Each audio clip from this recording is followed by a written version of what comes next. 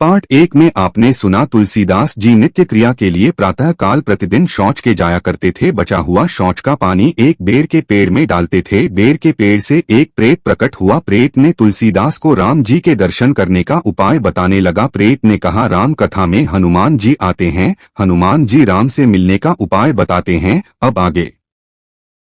कुछ देर बाद हनुमान जी आए और बोले, आपने प्रभु राम लक्ष्मण के दर्शन कर लिए। यह सुनकर तुलसीदास जी स्तब्ध रह गए।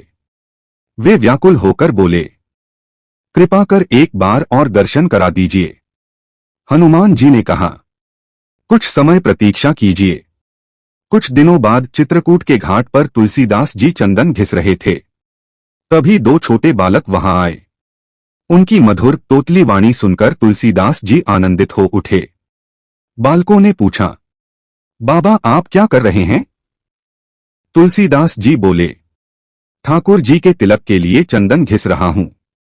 बालक राम ने मुस्कुराकर कहा, बाबा मैं आपको चंदन लगा दूं। तुलसीदास जी ने प्रेम से कहा, लगा दो बेटा।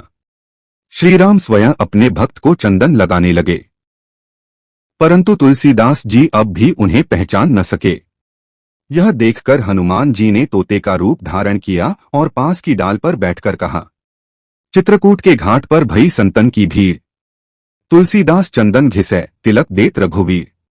यह दोहा सुनते ही तुलसीदास जी की आंखें खुल गईं। वे तुरंत श्रीराम के चरणों में गिर पड़े। उसी क्षण भगवान श्रीराम अंतर्ध्यान हो गए।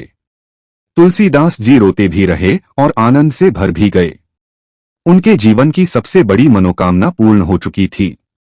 उनके नेत्रों ने प्रभु श्रीराम के साक्षात दर्शन कर लिए थे। तुलसीदास जी के जन्म, जन्मांतर और श्रीराम नाम की महिमा से असंख्य पाप नष्ट हुए। आपने यह पावन कथा सुनी। हम प्रभु श्रीराम से यही कामना करते हैं कि आपकी भी सभी पाप बाधाएं नष्ट हों और जीवन में राम कृपा बनी रहे। ऐसी ही भक्तिमय कथाओं के लिए हमारे चैनल को सब्सक्राइब अवश्य कीजिए। जय श्री राम। परहित सरिस धर्म नहीं भाई, परपीड़ा सम नहीं अधमाई। अर्थ, दूसरों का भला करने से बड़ा कोई धर्म नहीं है और दूसरों को पीड़ा पहुंचाने से बड़ा कोई अधर्म नहीं। जय श्री राम। जय जय श्री राम।